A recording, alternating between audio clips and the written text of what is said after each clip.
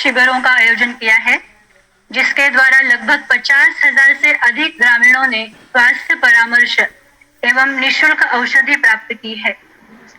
इन शिविरों के द्वारा करीबन 9,000 से अधिक लोगों का मोतिया बिंदु का ऑपरेशन निःशुल्क करवाया है।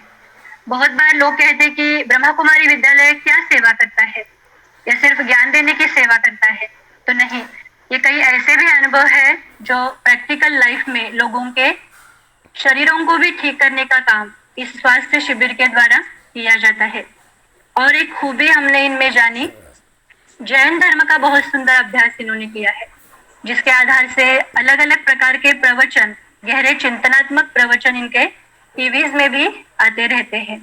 तो ऐसे एक विशेष पर्सनालिटी आज हमें मिली हुई है, हमारे सामने है दीदी जी। दीदी जी, आपका बहुत बहुत बहुत स्वागत है, स्वागत है, स्वागत है। तो अभी हम सुनेंगे आदरणीय गीता दीदी जी। ओम शांति। ओम शांति।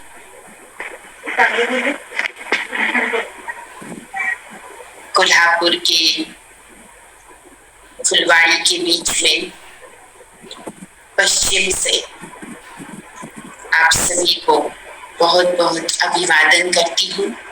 आदरणीय सुनंदा दीदी, हमारे अति स्नेही शोभा बहन, प्रतिभा बहन, सभी यूथ पार्टिसिपेंट्स, यूट्यूब पर देखने वाले सभी व्यूअर्स को youth for global piece team की तरफ से भी हार्दिक बधाई।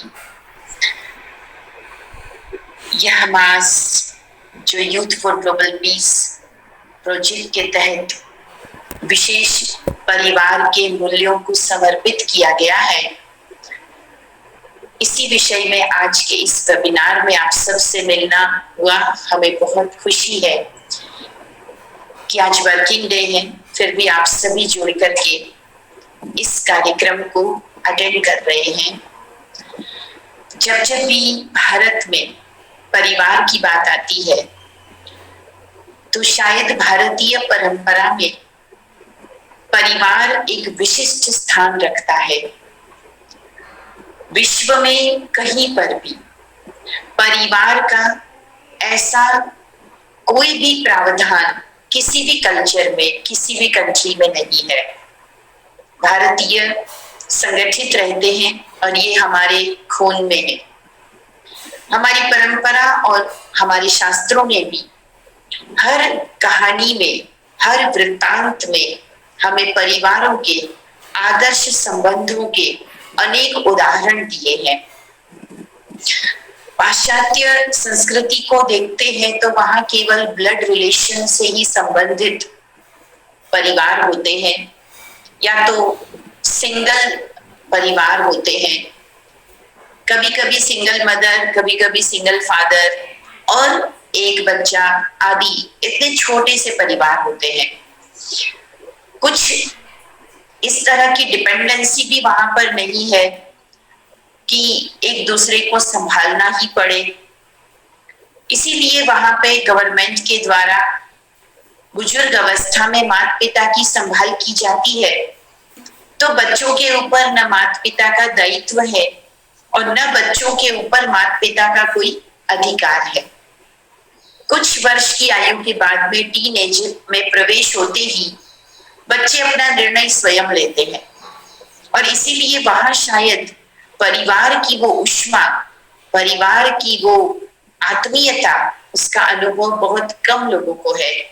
लेकिन हम भारतीय परिवेश में साथ में खाना खाते हैं, साथ में पर्व मनाते हैं, साथ में एक छत पे सोते हैं, साथ में पतंग उड़ाते हैं, हम साथ में खेलते हैं, और बुजुर्ग अवस्था में हम एक दूसरे के सहयोग का अधिकार से अपेक्षा रखते हैं। और ये डिपेंडेंसी नहीं है, केवल मजबूरी से ही नहीं, लेकिन आत्मीयता से यहाँ रिश्ते निभाए जाते हैं। यहाँ तो धरती को भी माँ कहा गया है और समस्त वसुधा को कुटुंब कहा गया है, और साथ ही यहाँ बहने वाली पवित्र नदियों को भी माँ कहते हैं।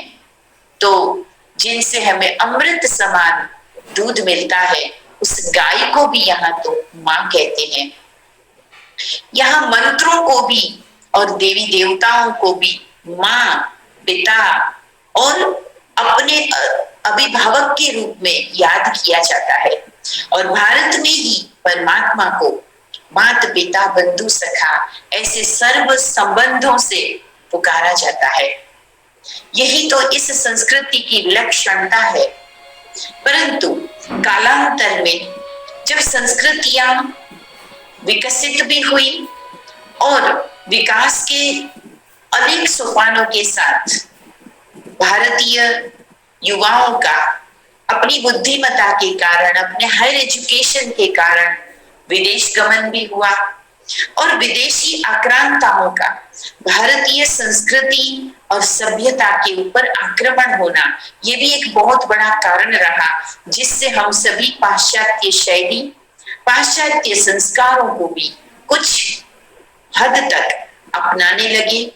और विशेषकर हमारे एजुकेशन सिस्टम में भी बहुत जगह पर ये पाश्चात्य प्रभाव रहा। और इसीलिए जो वेदों और शास्त्रों की पढ़ाई थी, जिसमें महाभारत पर्व में एक बात आती है कि युधिष्ठिर बाणशैया पर सोए हुए भीष्म पितामह को पूछते हैं कि क्या आदिकाल से दुनिया में इसी तरह शासन व्यवस्था थी, राजा थे, युद्ध होता था, दंड होता था, ये सब पितामह मुझे आप बताइए।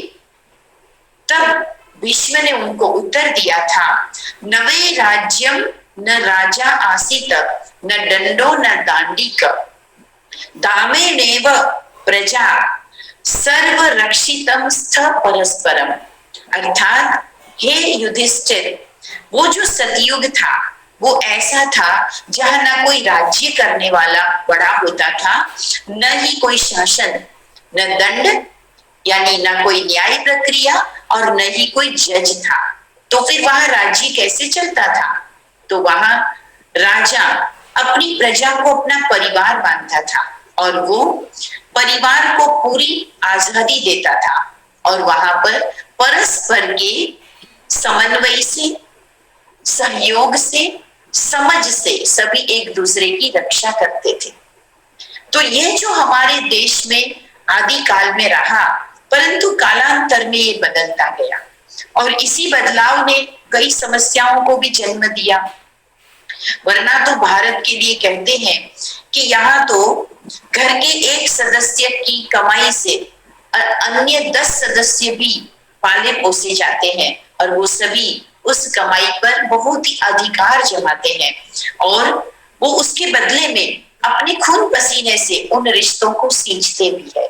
और इन्हीं पारंपरिक मूल्यों के कारण भारत आज कई सारे तूफानों को झेल पाया है।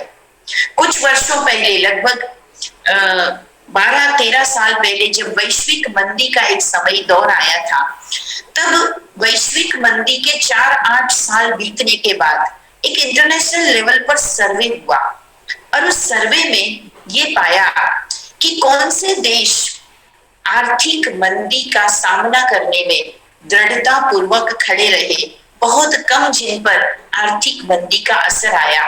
तो उनमें से एक भारत था और उसकी वजह 2 कारण निकले थे और वो दोनों कारण को मैं शेयर करना चाहती हूँ।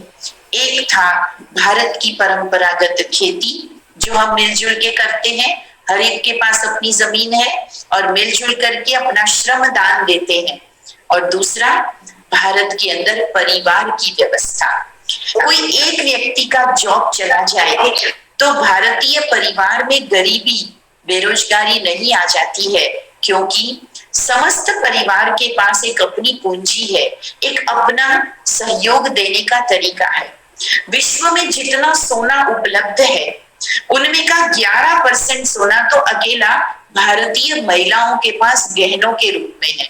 ये भी हमारी परंपरा थी कि भारत में गहनों के नाम से इन्वेस्टमेंट होता था और ये माना जाता रहा कि सोना एक ऐसा चीज है जो सदा जिसकी कीमत बढ़ेगी। और इसलिए हमारी परंपरा में ये शामिल हो गया कि बेटी की शादी है तो उसे सोना देना है, या कोई भी प्रसंग है उसमें हम एक दूसरे को सोने चांदी की गिफ्ट देते रहे, क्योंकि ये एक ऐसा धातु था। हम कान में, हाथ में और कलाई में सोने के आभूषण पहनते हैं, ताकि कोई व्यक्ति अगर कभी बिछड़ भी गया, गुम हो गया, कोई अचानक ऐसी परिस्थिति में फंस गया, तो उसके पास कुछ तो ऐसी चीज होगी जिससे कि वो सरवाइव कर लेगा, कम से कम अपने घर पहुंच जाएगा।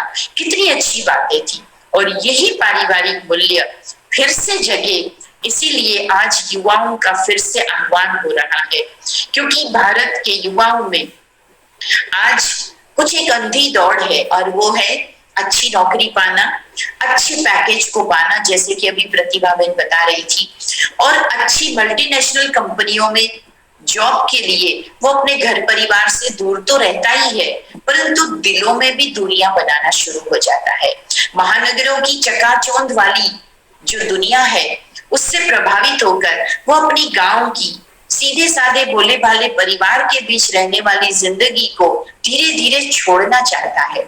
और ये करुण वास्तविकता है कि प्रति वर्ष हजारों नहीं लाखों परिवार एकल परिवार में बदलते जा रहे हैं, संयुक्त परिवार टूटते जा रहे, और वो अकेला संघर्ष करने वाला शहरों की छोटी छोटी फ्लैट्स या कमरों में रहने वाला युवा सपने तो बड़े ऊंचे देखता है, लेकिन जब उसके सपने टूटते हैं तब उसके कंधे पर हाथ रखने वाला घर का कोई व्यक्ति नहीं होता।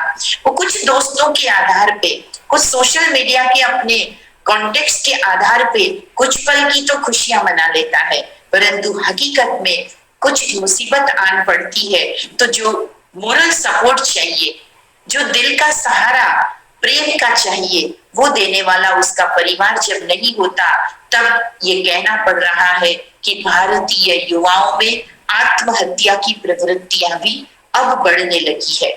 वरना संयुक्त परिवार में कोई आत्महत्या के बारे में सोच भी नहीं सकता था, क्योंकि हर एक दूसरे से कनेक्टेड होता था, बड़े घर होते थे, और वहां पर इस तरह की विकृत मानसिकता कभी प्रवेश ही नहीं करती थी, क्योंकि हर एक को अंदर से एक सपोर्ट था, आधार था। तो इन्हीं परिवार की पुनर्स्थापना, विकास के साथ साथ बैलेंस बना के रखना, ये यूथ फॉर ग्लोबल पीस के माध्यम से करने की हमने एक कोशिश की है। क्योंकि जैसे महाभारत या रामायण जो दो हमारे देश के महान ग्रंथ है, अगर उन्हीं कहानियों को देखें तो कहते हैं क्या करना चाहिए वो सीखना हो तो रामायण पढ़ लो, क्या नहीं करना चाहिए वो सीखना हो तो महाभारत पढ़ लो। बहुत सी चीजें हैं, एक एक पात्र के द्वारा हमें सिखाया गया है। अगर लंका की नगरी, लंका जैसी सोने की नगरी का राजा, और जिन्होंने पांचों तत्वों को भी और देवताओं को भी परास्त किया था, अपने वश में किया था, ऐसा रावण भी अगर अपने जीवन का अंतिम युद्ध हारता है तो उसकी वजह एक ही थी कि उसके साथ उसका भाई विभीषण अलग हो गया था। और वन वन में चलते हुए बिना किसी विशेष शस्त्रों के और केवल बंदर सेना के आधार पर इतने विशाल रावण के साम्राज्य को अगर कोई ढस देता है, हरा देता है, तो उसकी वजह श्री राम के साथ उनका भाई लक्ष्मण था।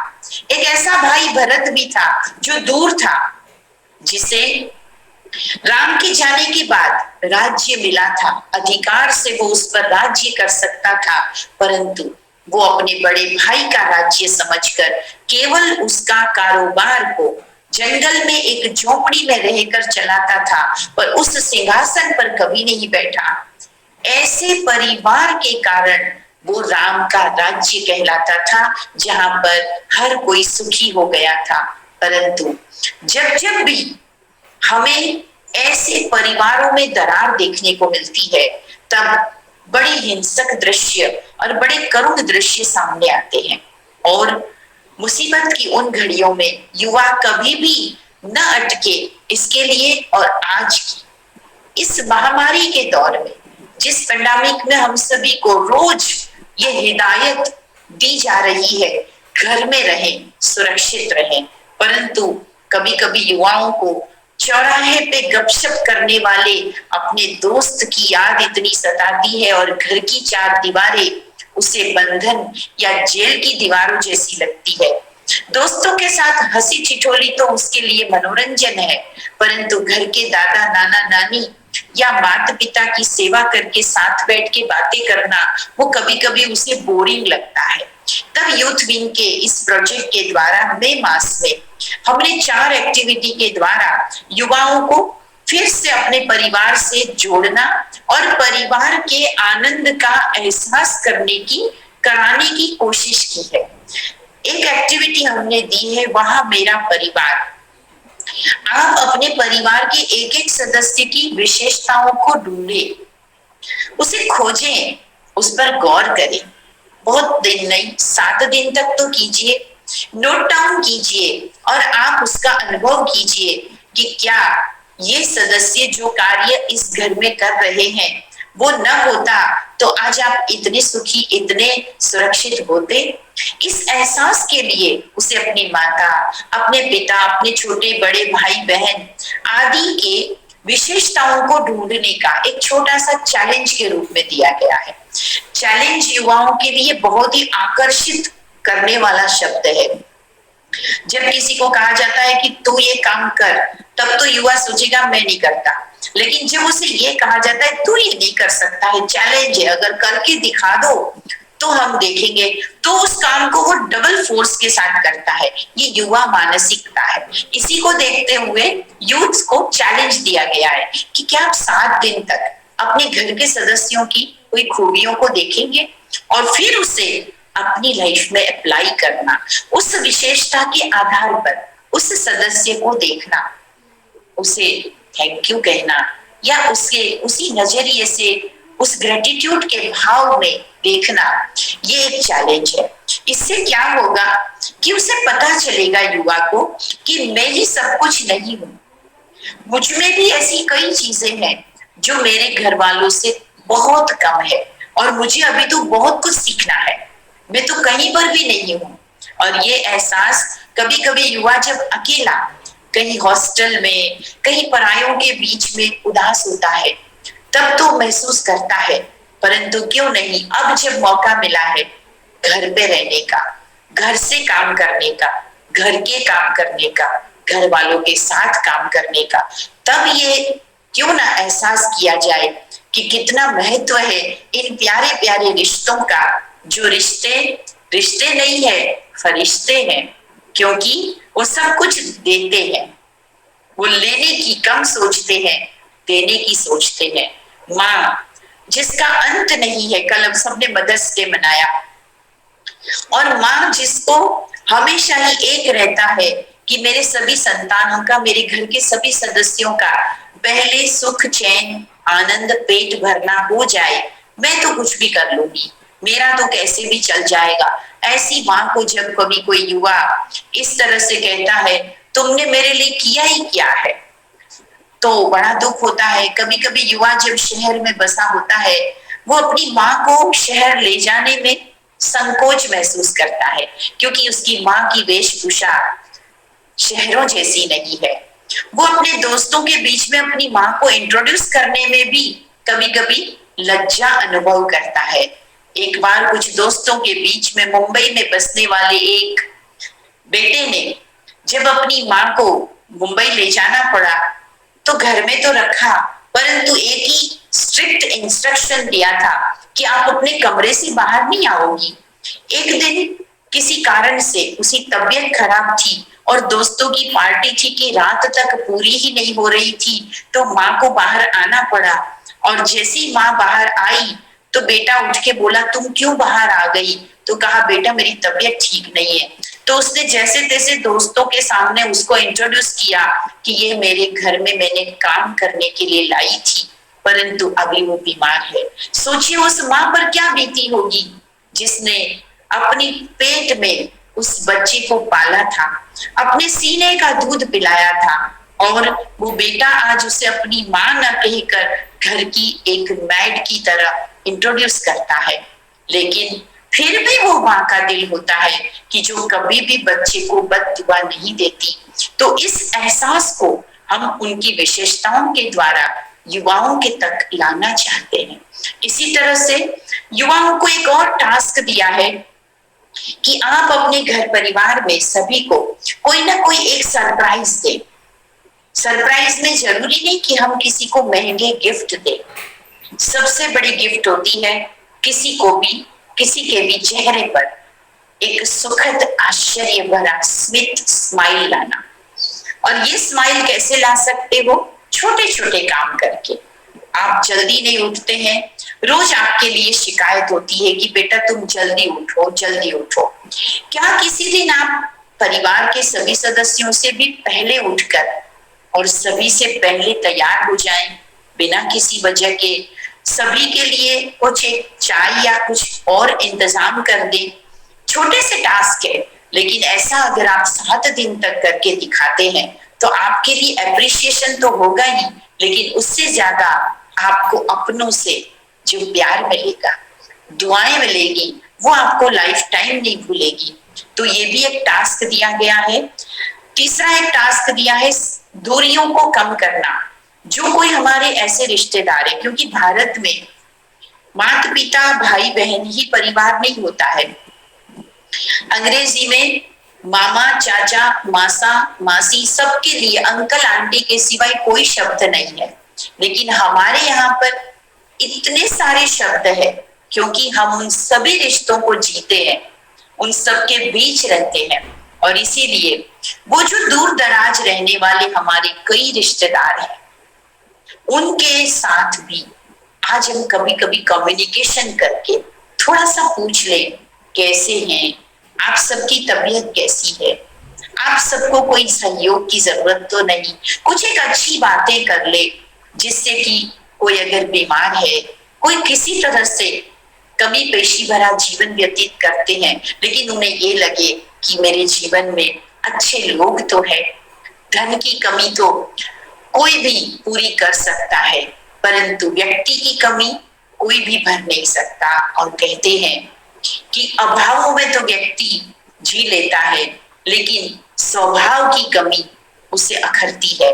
तो अच्छे स्वभाव से हम अभावों को भी दूर कर सकते हैं। तो हम दूर बैठे लोग, हमारे रिश्तेदार, हमारे फ्रेंड्स, हमारे कोई पहले हमारे नेबर थे अभी दूर चले गए, कलीग्स थे अभी दूर रहते हैं, उन सब के साथ में बातचीत करें, वीडियो कॉल करें, या हम जूम पे जैसे अभी मिल रहे हैं, एक आध ऐसी मीटिंग करें, अपनत्व का एहसास करने की कोशिश करें। क्योंकि यह जो रिश्ते हैं ये बहुत ही प्यार और बहुत ही अपनत्व की एक अलग ऊर्जा देते हैं। हमारा परिवार शक्ति का सुरक्षा चक्र तभी है जब उसमें हम निश्चिंत होते हैं। किसी भी परिवार में किसी भी व्यक्ति की सुरक्षा किसमें होती है? सबसे पहले उसका स्वास्थ्य अच्छा हो। और घर परिवार का जो खाना खाता है वो चाहे सूखी रोटी और दाल ही क्यों ना हो, परंतु वो घर की रोटी, वो प्यार भरी माँ के हाथ की भाकरी वो हमें देती है। वो ऐसा बल जिसमें प्यार होता है, और वो प्यार के साथ की रोटी अनेक गुना ताकत देती है। तो स्वास्थ्य का सबसे बड़ा आधार है घर का भोजन, घर के सदस्यों का प्यार से परोसना।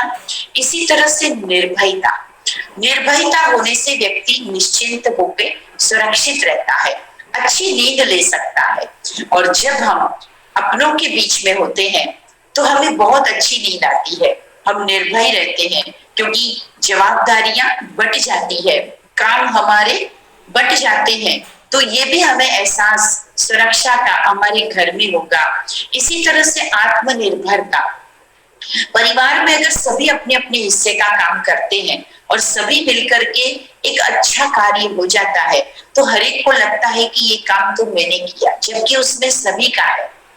एक जमीन होती है जिसमें किसान मेहनत करके फसल उगाता है, वो किसान अकेला मेहनत नहीं करता, उसके परिवार के सभी लोगों का श्रम होता है, परंतु वो सभी लोग कहते हैं ये खेत मेरा है, ये फसल मेरी है, ये जो धान पका है वो मेरा है, क्योंकि अपनत्व है, सभी आत्मनिर्भर कहलाते हैं। तो ये भी एक सुरक्षा के लिए संपन्नता भी जरूरी है। इसी तरह शिक्षा और सहयोग, ये भी हर व्यक्ति की आवश्यकता है। कुछ पाठ तो हम अपने स्कूल कॉलेज में पढ़ते हैं, लेकिन मानवता के पाठ, संस्कारों के पाठ, वो तो घर की पाठशाला में ही पढ़े जाते हैं। और पीढ़ी दर पीढ़ी उतरने वाले संस्कार ही है जो हमारी संस्कृति को जिंदा रखते हैं। और हमारे पूर्वजों की, हमारे दादी नानी के जो नुस्खे होते हैं वो आज भी बहुत काम के हैं। हमारी दादी हमें बचपन में कहती है, बेटा बाहर तुलसी को रोज पानी पिलाओ। हमें लगता है ये क्यों करती है, लेकिन आज हमें वैज्ञानिक कहते हैं कि घर आंगन में तुलसी का होना, घर के बाहर नीम का होना और इस तरह से कितना उपयोगी है। तब हम समझते हैं ना कि वो दादी नानी की जो सोच थी वो आज भी कितनी प्रासंगिक है, जो आज भी कितनी वैज्ञानिक है। और इस तरह से घर परिवार हमें कितना ना हर तरह से सुकून देता है। परंतु कभी कभी कुछ एक विषैली चीजें परिवारों में प्रवेश कर जाती है। उस नेगेटिविटी से दूर रहने के लिए हमने एक चौथी एक्टिविटी भी दी है, वो हम बाद में चर्चा करते हैं। लेकिन कुछ एक नेगेटिविटी को हम लिस्ट बना ले कि कभी भी हमारे परिवार में हम आने नहीं देंगे, जिसमें एक है जिद। अधिकतर युवाओं में अपनी बात को पकड़ के रखना, उसकी एक जिद होती है और इस जिद ने, हठ ने बहुत से परिवारों को डिस्ट्रॉय कर दिया। अगर धृतराष्ट्र की जिद न होती कि मेरा बेटा राजा बने तो कभी महाभारत नहीं होता। ऐसे ही आज घर परिवारों में कई बहनें, कई युवा बच्चे जिद के कारण अपने परिवार को खतरे में डाल देते हैं। कभी कभी वो उनकी जिद पूरी नहीं होती तो वो उल्टे कदम भी उठा लेते हैं, घर छोड़ देते हैं, मृत्यु तक के गले लगाने वाला काम भी कर लेते हैं। जिद रखे तो एक ही कि मुझे बदलना है, मैं खुद को बदल के दिखाऊं, जैसी परिस्थिति और जैसी डिमांड है, मेरे घर की जरूरत है। दूसरा अनुमान, संशय या अनुमान। हम किसी की भी बात को मिसअंडरस्टैंड कर लेते हैं, तब बहुत बड़ी प्रॉब्लम होती है। लेकिन हम खुद को समझना, उसके लिए बातों को समझना, और बातों को वही समझ पाता है जो शब्दों को नहीं देखता, भावों को देखता है। मतभेद हो सकते हैं, माँ के बोल कड़वे हो सकते हैं, भाई की डांट बढ़ सकती है कभी, परंतु उसके पीछे भी उनका प्यार होता है, उनका इंटेंशन बहुत प्योर होता है। उस बात को हम कभी ना भूलें, क्योंकि कड़वी दवाई ही तो आखिरी बीमारी को ठीक करती है। तो कड़वी दवाई यानी कड़वी बातों के पीछे का भी भाव समझे। ये अनुमान न लगा ले कि मुझसे तो कोई प्रेम ही नहीं करता, ऐसी बात नहीं है। जिस दिन माँ अपने बच्चे को डांटती है उस दिन माँ को खाना अच्छा नहीं लगता और वो अकेले में बैठकर रोती है और वो यही सोचती है कि कब मेरा रूठा हुआ बच्चा फिर से मेरे गले लग जाए।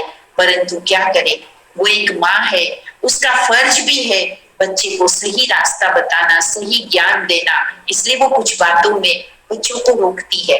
इसका मतलब प्यार कभी भी कम नहीं होता। प्यार पे शक न करे, झूठ का सहारा न ले, बातों को छिपाएं। कभी कभी हम अपने साथ होने वाली कई अनहोनी सी चीजों को भी घर वालों के साथ शेयर नहीं करते। कई बच्चे फेसबुक आदि में कुछ गलत लोगों के संग में, कुछ गलत काम में, गेम्स आदि में फंस जाते हैं, कॉन्टेक्स्ट बना लेते हैं और वो शुरू में अपने घर वालों से छिपाते हैं, लेकिन बाद में जब कोई बड़ी बात हो जाती है, उनके साथ फ्रॉड हो जाता है, तब वो फिर घबराते हैं। तो कभी भी छिपाए नहीं, बड़े हो या छोटे, घर वालों के साथ में शेयरिंग करें। रोज हो सके तो एक टाइम सभी मिलके भोजन करें, अच्छी बातों के लिए साथ में बैठे। अगर ये थोड़े मूल्य हम अपना लेंगे तो हम बहुत अच्छा अपना घर को स्वर्ग बना लेंगे। स्वार्थ भी कभी परिवार में विष का काम कर बैठता है। हर एक अपने लिए नहीं, सबके भले के लिए सोचे। जिसमें सबका भला जिसमें सबकी खुशी उसमें मेरी खुशी। अरे कोई चांस चला गया तो क्या हुआ, वो फिर आ जाएगा। लेकिन आप अपनों का प्यार तो मत खोइए, अपनों का विश्वास तो मत खोइए। अरे ये विश्वास ही तो है कि जो कमजोर को भी बलवान बना देता है। आपने सुना ही होगा थॉमस अल्वा एडिसन जो सुप्रसिद्ध वैज्ञानिक हुए, परंतु एक समय था जब उनके प्राइमरी स्कूल से उनको निकाल दिया गया था। उन्हें पता नहीं था, उनकी माँ को कहा गया आपके बेटे को कल से स्कूल मत भेजिए क्योंकि आपका बेटा पढ़ाई में बहुत कमजोर है और हम नहीं चाहते हैं कि हमारी स्कूल का स्टैंडर्ड इस बच्चे के कारण कम हो जाए। माँ घर ले आती है बच्चे को, दूसरे दिन बच्चा तैयार होता है, वो मना करती है तो स्कूल नहीं जाएगा, वो स्कूल अच्छा नहीं है, वहां तो सारे कमजोर बच्चे पढ़ते हैं, तो बड़ा जीनियस है, मैं तुझे पढ़ाऊंगी। और वो बच्चा माँ से पढ़ता है, माँ उसे ट्रेन करती है और वो सुप्रसिद्ध वैज्ञानिक बनता है। उसे इस बात का पता तब चलता है जब उसकी माँ का देहांत होता है। वो माँ के कपड़ों को जब अलमीरा से निकालता है तो उसमें वो प्रिंसिपल का लेटर मिलता है जो प्राइमरी स्कूल के टाइम थॉमस के लिए दिया गया था कि तुम कमजोर हो, मंद बुद्धि के हो। और वो इतना फूट फूट करके रोता है कि मेरी माँ ने कभी मुझे कमजोर बुद्धि का नहीं माना, मुझ पे विश्वास रखा और इस कारण ही मैं आज इतना बड़ा वैज्ञानिक बना। तो ये परिवार का विश्वास कभी हम न तोड़े, तो हम कितने भी चांस जीवन में चले गए होंगे तो भी खड़े हो जाएंगे। परंतु हम छोटी छोटी बातों में महज अपने दोस्तों के लिए, महज शारीरिक आकर्षण वाले झूठे प्यार के लिए घर वालों को धोखा दे देते हैं, घर वालों से दूर हो जाते हैं, फिर अकेलेपन की जिंदगी में पश्चाताप के सिवाय कुछ नहीं होता। इसीलिए हिंदी में किसी ने एक शायर में कहा है, गांव छोड़कर जिस दिन शहर में बस जाओगे, गांव छोड़कर जिस दिन शहर में बस जाओगे, देख लेना एक दिन हंसने को तरस जाओगे, हंसने को तरस जाओगे। हकीकत है, अपनों से दूर भला आप किसी और को अपना क्या बना पाओगे। तो इसलिए विश्वास जीते, कड़वे बोल ना बोले, जहां तक हो सके अपनी बात को अधिकार से बताएं, परंतु अच्छे शब्दों में बताएं, घर के वातावरण को अच्छा रखें और साथ साथ अपनी दिनचर्या, अपनी आदतों को अच्छा रखें। हम अपनी अच्छी आदतों से ही अपने व्यक्तित्व का निर्माण करते हैं और अच्छी आदतों के लिए थोड़ा सा अटेंशन, अपने मन बुद्धि को अलर्ट करें। प्रतिदिन कुछ मोटिवेशन अपने आप को दें कि मुझे आज के दिन को सफल करना है, तो हमारी अच्छी आदतें हमारे घर वालों का भी दिल जीत लेगी और कभी भी निराश न हो। जीवन में परिस्थितियां तो आती है, परंतु कोई दुनिया का ऐसा ताला नहीं जिसकी चाबी न बनी हो।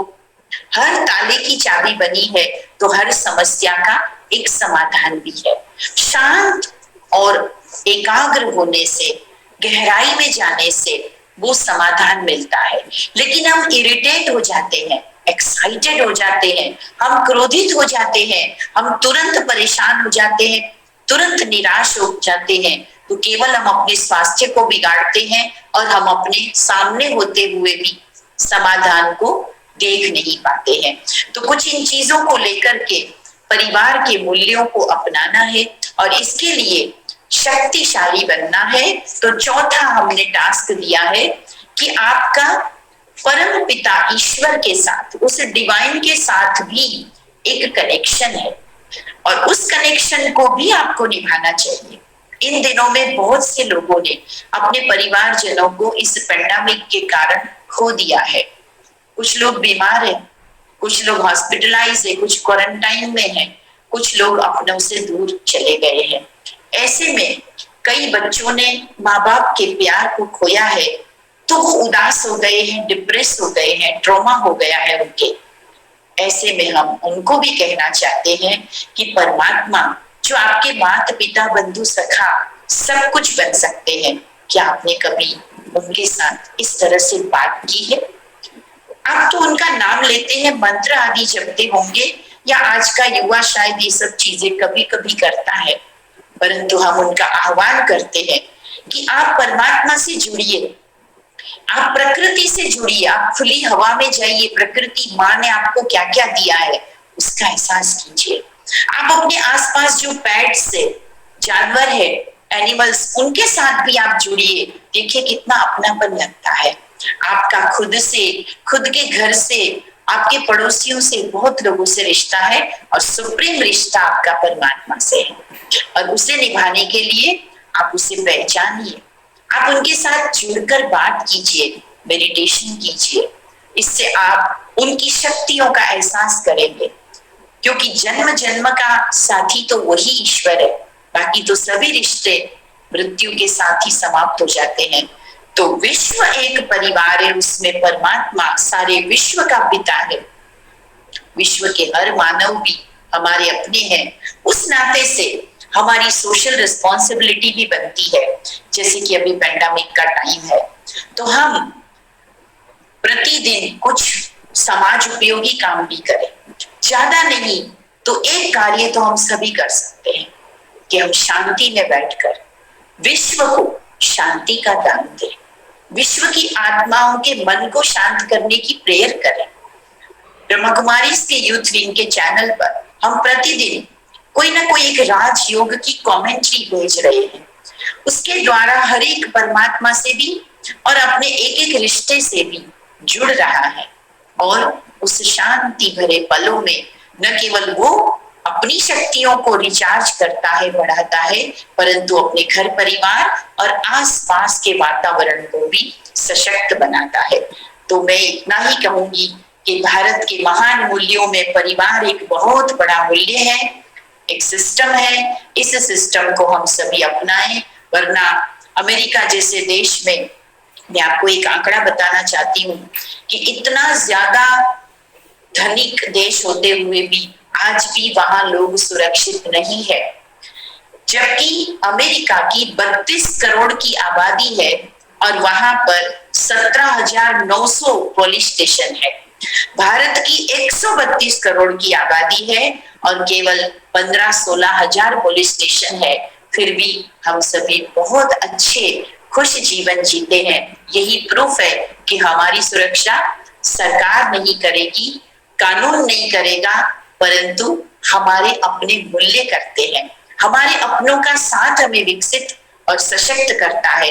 तो आइए अपनों से जुड़े, अपनों का प्यार पाएं और परमात्मा से भी जुड़कर इस मास में हम घर में हैं तो अपने घर को एक ऐसा सशक्त किला बनाएं कि जिस घर में सभी स्वस्थ रहें, सभी सुखी रहें और सभी आनंदमय जीवन व्यतीत करें।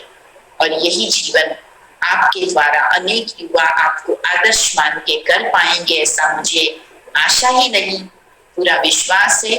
आप जुड़े रहें और हर एक्टिविटी को करके आप एप्रिसिएशन भी प्राप्त करेंगे ही। Thank you. ओम शांति।